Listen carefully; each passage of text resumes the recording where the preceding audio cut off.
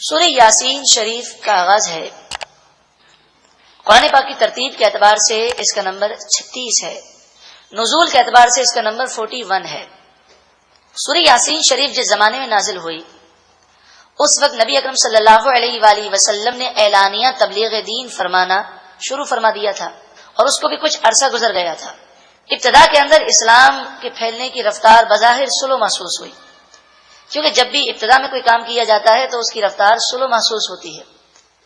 آپ اگر کوئی عمارت بناتے ہیں تو اس کی بنیاد پختہ کرنے کے لیے کچھ وقت لگتا ہے، جب بنیاد بن جائے تو پھر عمارت کو بلند کرنا آسان ہے۔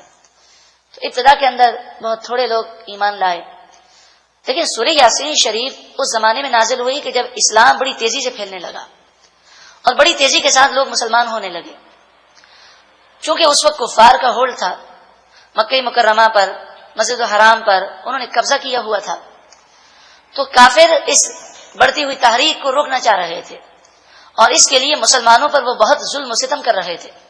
اس زمانے میں سورہ یاسین شریف کا نزول ہوا، اور جب سورہ یاسین شریف نازل ہوئی اس وقت عالم یہ تھا کہ مسجد الحرام خانہ کعبہ کا طواف اور مسجد الحرام میں جا کر نماز پڑھنا مسلمانوں کے لیے بہت مشکل تھا۔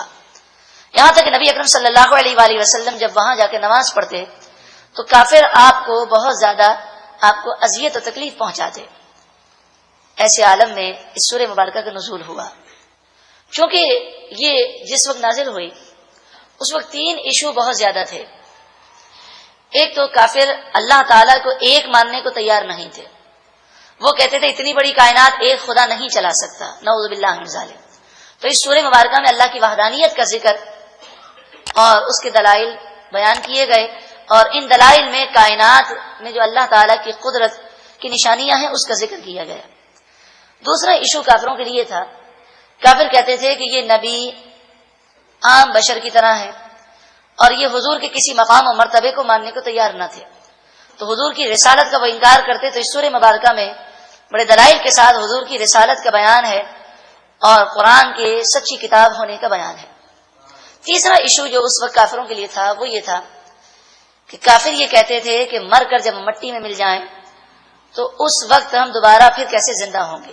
یعنی یہ 3 باتیں تھیں جس سے کافر بہت شور مچا رہے تھے، اور دیگر کافروں کو اسلام سے روکنے کے لیے وہ پروپیگنڈا کرتے۔ ان تینوں باتوں کا جواب سورہ یاسین شریف میں دیا گیا۔ اس میں 83 آیتیں ہیں، 83 اور 5 رکوع ہیں۔ یاسین شریف کے فضائل ہم آپ کے سامنے عرض کرتے ہیں، اس لیے کہ لوگ اب ذرا نادانی کی طرف بڑی تیزی کے ساتھ جا رہے ہیں۔ اول تو لوگ قرآن کی طرف آتے نہیں ہیں، اور جو لوگ قرآن کے نام پر درس کرتے ہیں ان میں سے ایک ایسی لوگوں کی تعداد ہے کہ جو قرآن کے نام پر لوگوں کو گمراہ کرتے ہیں۔ قرآن کا درس دیتے ہوئے اپنی عقل سے کام لے کر وہ حدیثوں کا انکار کرتے ہیں۔ اب چونکہ یہ مشہور ہے کہ یاسین قرآن کا دل ہے، تو وہ اس حدیث کا انکار کرتے ہیں اور مذاق اڑاتے ہیں اور کہتے ہیں کہ قرآن کوئی جسم ہے کہ اس کا دل ہو۔ حالانکہ جب حدیث میں یہ الفاظ موجود ہیں تو اعتراض کا تو سوال ہی پیدا نہیں ہوتا۔ مومن ماننے کے لیے تیار ہوتا ہے، وہ اپنے عقل کے گھوڑے نہیں دوڑاتا۔ اگر عقل میں فہم اور دانش آ جائے، وہ حضور کے فرمان کو سمجھ جائے تو یہ عقل کی سعادت ہے، اور نہ سمجھ سکے تو یہ عقل کی کمزوری ہے، اس کا قصور ہے۔ حضور کے سارے فرمان سچے ہیں، تو اس میں کوئی تعجب کی بات نہیں۔ یاسین قرآن کا دل ہے، اس سے مراد یہ ہے کہ قرآن کا یہ مرکز ہے۔ قرآن میں 3 باتوں پر سب سے زیادہ زور دیا گیا، وحدانیت پر، رسالت پر اور قیامت پر۔ تو یوں سمجھیں کہ دل سے مراد یہ ہے کہ یہ قرآن کا ایسا خلاصہ ہے کہ جو اسے سمجھ لے وہ قرآن کے مفہوم کو سمجھ لے گا۔ ارشاد فرمایا حدیث پاک میں، یہ حدیث امام احمد نے 5ویں جلد، مسند امام احمد 5ویں جلد صفحہ نمبر 26-27، ابو داؤد کتاب الجنائز باب نمبر 20، نسائی ابن ماجہ کتاب الجنائز باب نمبر 4۔ معقل بن یسار اس حدیث کے راوی ہیں۔ قال رسول اللہ صلی اللہ علیہ وآلہ وسلم، رسول اللہ صلی اللہ علیہ وآلہ وسلم نے یاسین شریف کے متعلق ارشاد فرمایا، لا يقرؤها رجل يريد الله والدار الآخرة الا غفر الله له، جو کوئی یاسین شریف کو اللہ کی رضا کے لیے اور آخرت کے لیے پڑھے گا اللہ تعالیٰ اس کی مغفرت فرما دے گا۔ اقرؤوها علی موتاکم، اپنے مردوں پر یاسین شریف پڑھو۔ اس کے دو معنی ہیں، ایک تو جو نزا کے عالم میں ہو، جو دنیا سے جا رہا ہو، سکرات کے عالم میں ہو تو اس پر یاسین پڑھو، آسانی ہو جائے گی، اور دوسری کہ قبرستان جاؤ تو قبرستان جاؤ تو وہاں پر یاسین شریف کی تلاوت کرو، یا یاسین شریف پڑھ کر اپنے وصال یافتہ انتقال شدہ مسلمانوں کو ایصال ثواب کرو۔ حضرت انس روایت کرتے ہیں، ترمذی شریف کتاب ثواب القرآن 7واں باب، ان لکل شیء قلبا، بے شک ہر چیز کے لیے ایک دل ہے، یعنی ہر چیز کا ایک مرکز ہے، ہر چیز کے لیے سب سے اہم کوئی چیز ہے جو اس کا خلاصہ ہے، اس کا مرکز ہے۔ وقلب القرآن یاسین، اور قرآن کا دل یاسین ہے۔ ومن قرأ یاسین كتب اللہ بقراءتها قراءة القرآن 10 مرات، جو یاسین کو 1 مرتبہ پڑھے گا، سورہ یاسین شریف 1 مرتبہ پڑھنے کی وجہ سے اللہ تعالی اسے 10 قرآن کا ثواب عطا فرمائے گا۔ در منصور صفحہ نمبر 481، 5ویں جلد، امام جلال الدین سیوطی الشافعی علیہ رحمہ، جن کا سن وصال 911 ہجری ہے۔ آپ کی یہ تفسیر جو تفسیر بالاحادیث ہے، یعنی حضور کے فرمان، صحابہ و تابعین کے فرمان کی روشنی میں یہ تفسیر لکھی گئی، دارالکتب العلمیہ بیروت لبنان کے نسخے کے مطابق صفحہ نمبر 481، 5ویں جلد میں یہ بات لکھی ہے، جس کا ترجمہ یہ ہے کہ جو یاسین شریف پڑھتا ہے، یاسین شریف اپنے پڑھنے والے کے لیے دنیا اور آخرت کی بھلائیوں کو جمع کرتی ہے، دنیا اور آخرت کی مصیبتوں کو دور کرتی ہے، دنیا اور آخرت کے خوف کو دور کرتی ہے، ہر برائی اور ہر شر کو دور کرتی ہے، اس کی ہر ضرورت کو پوری کرتی ہے۔ یاسین شریف پڑھنے والوں کو 10 نفلی حج کا ثواب دیا جاتا ہے، 10,000 دینار اللہ کی راہ میں دینے کا ثواب لکھا جاتا ہے، اور جو زعفران سے یاسین شریف کو لکھے کسی پیالے پر یا کسی پلیٹ پر، اور حدیث پاک میں یہ ذکر نہیں کہاں پہ لکھے، کسی بھی جگہ پر وہ لکھے اور پھر پانی ڈالے، تو زعفران سے لکھنے کے بعد جب پانی ڈالا جاتا ہے تو زعفران اس پانی میں مکس ہو جاتی ہے، اور پھر اس پانی کو پی لے تو ہر بیماری اس کی دور ہو جائے گی۔ اور فرمایا کہ 1000 نور، یقین، برکتیں اور رحمتیں اس کے سینے میں داخل ہوں گے، اور ہر کینہ اس کے سینے سے دور ہو جائے گا۔ قال رسول اللہ صلی اللہ علیہ وآلہ وسلم، در منصور ہی میں یہ حدیث پاک ہے، لوددت انہا فی قلب کل انسان من امتی، میں یہ چاہتا ہوں کہ میرے امت کے ہر فرد کو سورہ یاسین شریف یاد ہو۔ یہ حضور نے تمنا کی، تو آئیے ہم بھی نیت کرتے ہیں کہ ہم یاسین شریف کو یاد کر لیں گے۔ من قرأ یاسین فی صدر النہار قضیت حوائجہ، جو دن کی ابتدا میں سورہ یاسین شریف کی تلاوت کرے گا، پورے دن کی ضرورتیں اللہ تعالیٰ اس کی پوری فرما دے گا۔ جو رات کو سورہ یاسین شریف روزانہ پڑھے گا، اسے مرتے وقت شہادت کا رتبہ دیا جائے گا۔ جس نے صبح یاسین شریف پڑھی، شام تک اس کے لیے آسانی کی جائے گی، اور جو شام کو پڑھے گا اسے صبح تک ہر معاملے میں اس کے لیے آسانی کی جائے گی۔ حضور نے فرمایا صلی اللہ علیہ وسلم، یاسین کو، سورہ یاسین شریف کو میت کے پاس پڑھو، اللہ اس کے لیے آسانی پیدا فرما دے گا۔ یعنی جو مرنے والا ہو، نزا کے عالم میں ہو، اس کے سامنے پڑھی جائے اس کے لیے آسانی ہے، اور جو قبر میں ہو اس کے لیے پڑھی جائے تو اس کے لیے آسانی ہے۔ ایک صحابی فرماتے ہیں کہ جو اپنے دل میں سختی پائے اور محسوس کرے اس کا دل سخت ہے، تو وہ یاسین شریف کو زعفران سے لکھے اور اس کا پانی پی لے، تو اللہ تعالیٰ اس کے دل کو نور یاسین سے منور کر دے گا۔ سورہ یاسین شریف کے مضامین تو آپ سن چکے۔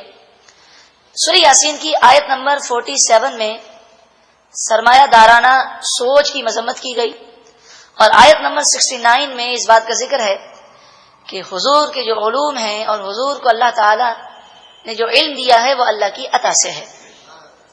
علامہ آلوسی علیہ رحمہ، آپ تفسیر روح المعانی میں بڑی پیاری بات ارشاد فرماتے ہیں، عربی میں تفسیر ہے۔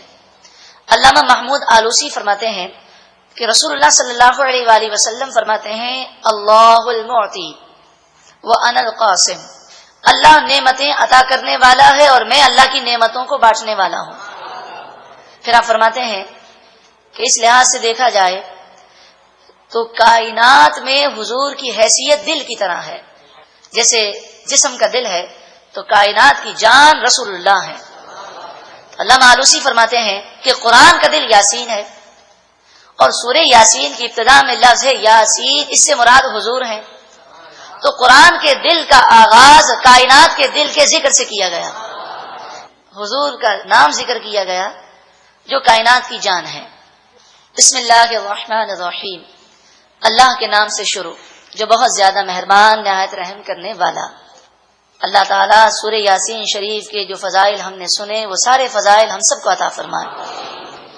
یاسین حروف مقطعات ہیں، رسول اللہ صلی اللہ علیہ وآلہ وسلم کا اسم ہے، مگر اس کے معنی ہم نہیں جانتے، اسی لیے اعلیٰ حضرت امام اہل سنت امام احمد رضا فرماتے ہیں کہ یاسین اور طٰہٰ اگر کسی کا نام رکھنا ہو تو غلام یاسین غلام طٰہٰ رکھیں، یاسین اور طٰہٰ رسول اللہ کے علاوہ کسی کو نہ کہیں، کیونکہ ہم اس کے معنی نہیں جانتے۔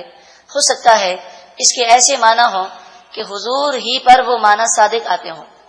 اسی طرح جب لوگ نام رکھتے ہیں اور کسی کا نام ہو عبد الرحمن تو وہ عبد ہٹا دیتے ہیں اور کہتے ہیں رحمان رحمان، تو رحمان صرف اللہ تعالیٰ ہے، رحمان لفظ اللہ کے علاوہ کسی اور پر لاگو نہیں ہو سکتا۔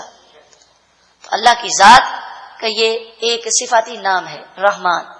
تو جب بھی آپ کسی کا نام دیکھیں اس کے شروع میں عبد ہے تو نام شارٹ نہ کریں بلکہ پورا لیں، عبد اللہ، عبد الرحمن، عبد الصمد، عبد القادر، عبد الخالق، عبد الباری۔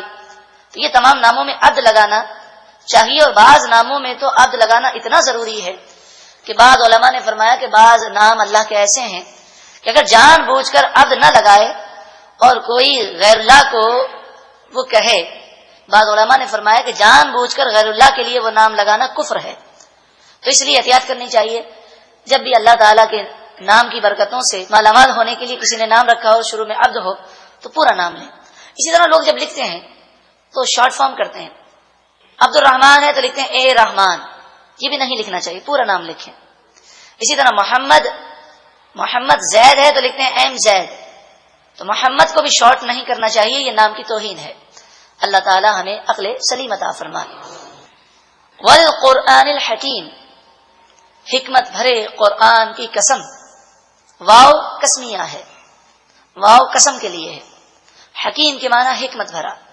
یاسین شریف کا ترجمہ اس طرح کرنے کی کوشش کی جائے گی کہ اگر آپ غور سے سنیں گے تو جب بھی یاسین شریف پڑھیں گے تو آپ کو اس کا مفہوم آپ کے ذہن میں انشاءاللہ تعالی ہوگا۔ حکمت بھرے قرآن کی قسم، انکا بے شک آپ، انہ مانے بے شک، کاف زبر کا مانے آپ، بے شک آپ، لمن المرسلین، لام زبر لا مانے ضرور، آپ بے شک آپ ضرور رسولوں میں سے ہیں، علی صراط مستقیم، سیدھے راستے پر ہیں۔ عنایت کا شان نزول اس طرح ہے کہ جب کافروں نے یہ کہا لست مرسلا، جس کا ذکر سورہ رعد آیت نمبر 43 میں ہے، کہ کافروں نے کہا کہ آپ رسول نہیں ہیں، تو حضور جواب دیں اللہ رب العالمین نے کیسا کرم کیا اور اپنے محبوب سے کیسی محبت فرماتا ہے کہ کافروں کے اعتراض کا جواب اللہ نے خود دیا اور فرمایا مجھے حکمت بھرے قرآن کی قسم ہے بے شک آپ ضرور رسول ہیں۔ یہ کافر کہتے ہیں لست مرسلا، آپ رسول نہیں ہیں، یہ کہتے ہیں نہیں بلکہ آپ تو سچے رسول ہیں، اور آپ کو یہ بھٹکا ہوا کہتے ہیں نعوذ باللہ من ذالک، آپ تو ہمیشہ سے سیدھے راستے پر ہی ہیں۔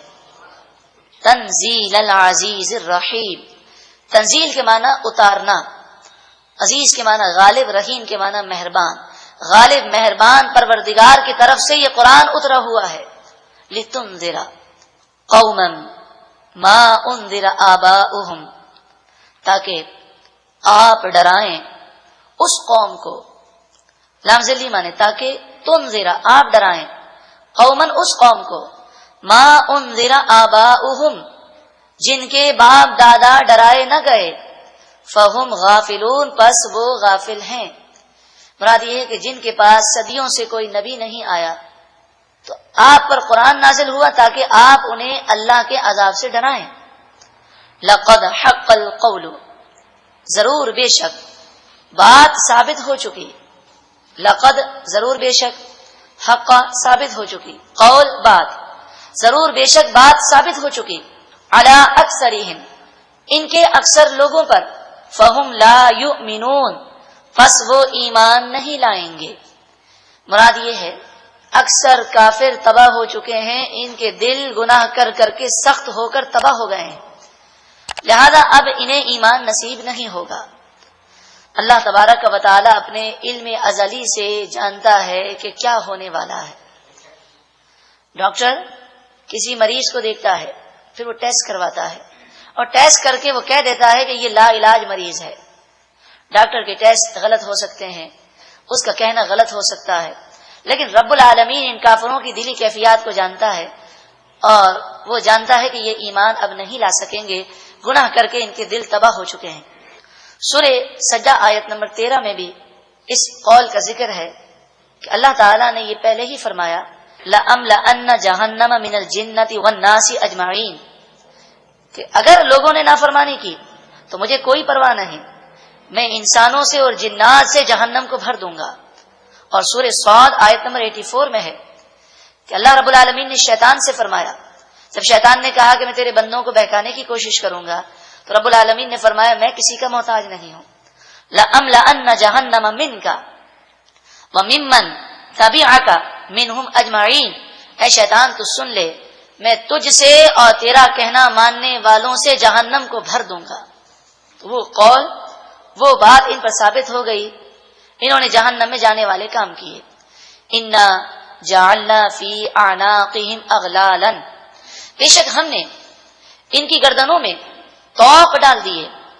توق کے معنی یہ ہے، آپ نے دیکھا ہوگا کسی کی گردن کا اگر موہرا ہل جائے تو وہ گلے کے اندر ایک پٹا باندھتے ہیں اور اس پٹے کی وجہ سے وہ اپنے سر کو جھکا نہیں سکتے۔ تو فرمایا کہ ان کے گلے میں کفر کا پھندا ہے اور ایسا پھندا پھنسا ہوا ہے کہ جس کی وجہ سے ان کا چہرہ اوپر اٹھا ہوا ہے۔ یہ غرور و تکبر کی وجہ سے وہ نیچے نہیں دیکھتے، جھکنے کو تیار نہیں ہے۔ جیسے کسی گھوڑے کو اگر پیچھے سے اس کی لگام کھینچی جائے تو گھوڑا اپنے چہرے کو اوپر اٹھاتا ہے، پھر وہ نیچے کی طرف نہیں دیکھ سکتا، وہ جھکتا نہیں ہے۔ اسی طرح یہ کافر اللہ کی بارگاہ میں جھکنے کو تیار نہیں ہے۔ فَهِيَ إِلَى الْأَذْقَانِ، تو گلے میں یہ پھندا ایسا ہے کہ یہ پھندا ان کی تھوڑی تک پہنچنے والا ہے۔ اذقان کے معنی تھوڑی۔ آپ جانتے ہیں کہ جب پھندا یہاں تک پہنچ جائے گا تو کیا ہوگا؟ فَهُمْ مُقْمَحُونَ، اسی لیے منہ کو اوپر کی طرف یہ اٹھائے ہوئے ہیں، اللہ کی بارگاہ میں جھکتے نہیں ہیں۔ تو یہ غرور کفر کا ہے، کفر نے انہیں جھکنے سے روک دیا۔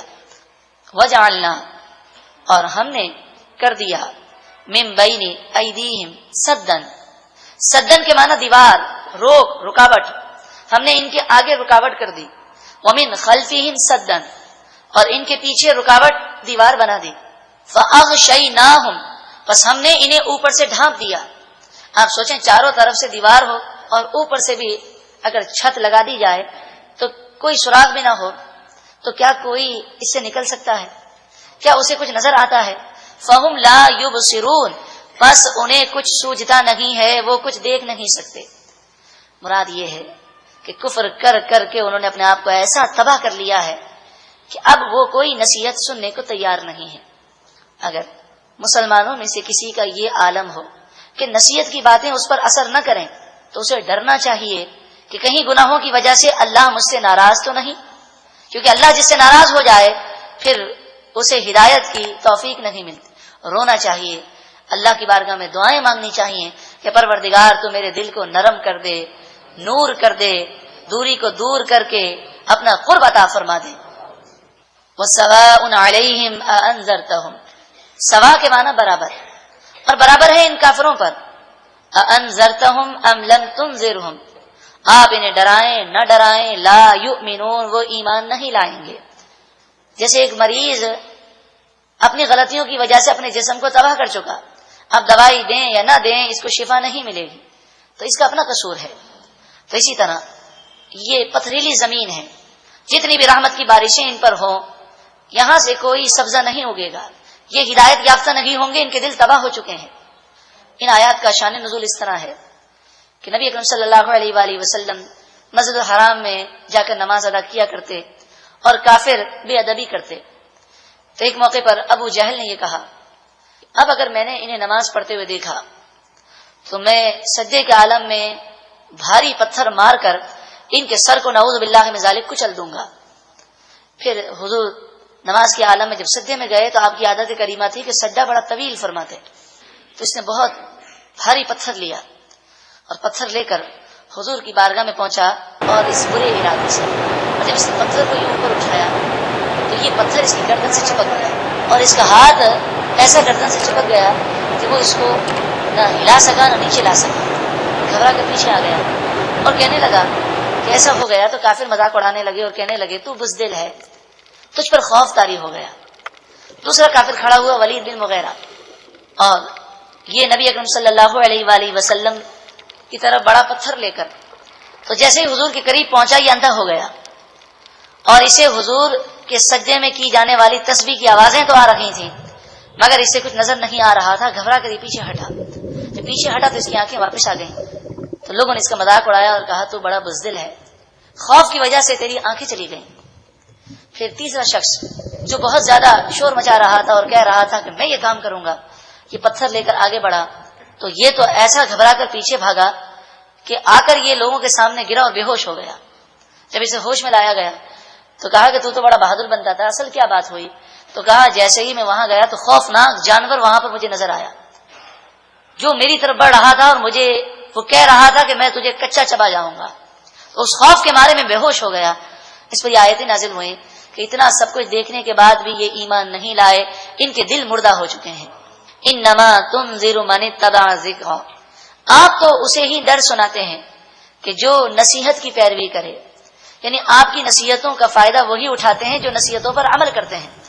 وخشی الرحمن بالغیب، غیب کے معنی بن دیکھے، رحمان سے وہ بن دیکھے خوف رکھتے ہیں، تو نصیحت انہی پر زیادہ اثر کرتی ہے جو نصیحت سن کر اپنی اصلاح کرتے ہیں اور اللہ سے ڈرتے ہیں۔ اے پروردگار تو ہمیں بھی نصیحت پر عمل کرنے والا اور تیرے خوف سے، تیرے عذاب سے ہمیں ڈرنے والا بنا۔ فبشرہ، فا کے معنی پس، بشرہ، اے محبوب آپ خوشخبری دیجئے، انہیں بشارت دیجئے جو رحمان عز و جل سے بن دیکھے ڈرتا ہے اور نصیحت پر عمل کرتا ہے، اسے آپ بشارت دیجئے بمغفرۃ، بخشش، مغفرت کی بشارت دیجئے، واجر کریم، اور عزت والے اجر یعنی جنت کی بشارت دیجئے۔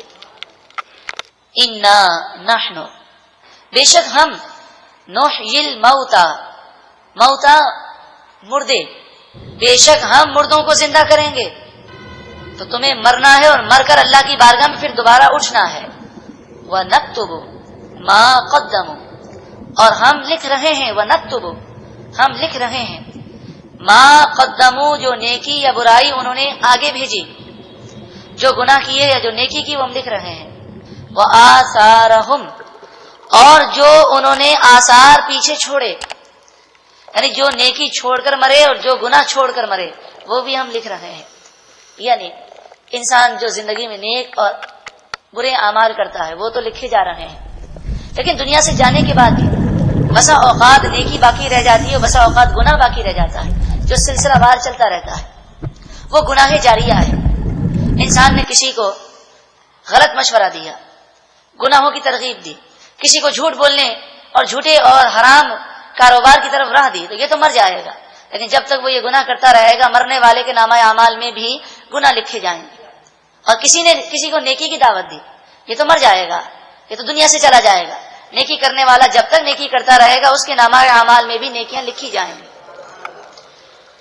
مسلم شریف کتاب الزکات، باب الحث علی الصدقۃ ولو بشق تمرۃ، امام مسلم حدیث پاک ذکر کرتے ہیں، آپ فرماتے ہیں کہ مومن جو کسی نیکی کو ایجاد کرے تو جب تک نیکی ہوتی رہے گی اس کے نامہ اعمال میں ثواب لکھا جاتا رہے گا، لیکن نیکی کرنے والے کے نامہ اعمال میں کوئی کمی واقع نہ ہوگی۔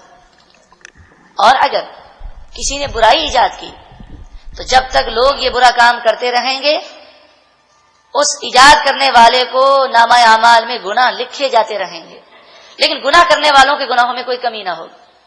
نیکی ایجاد کرنا یہ بہت اچھی بات ہے اور برائی ایجاد کرنا یہ بدعت سیئہ ہے۔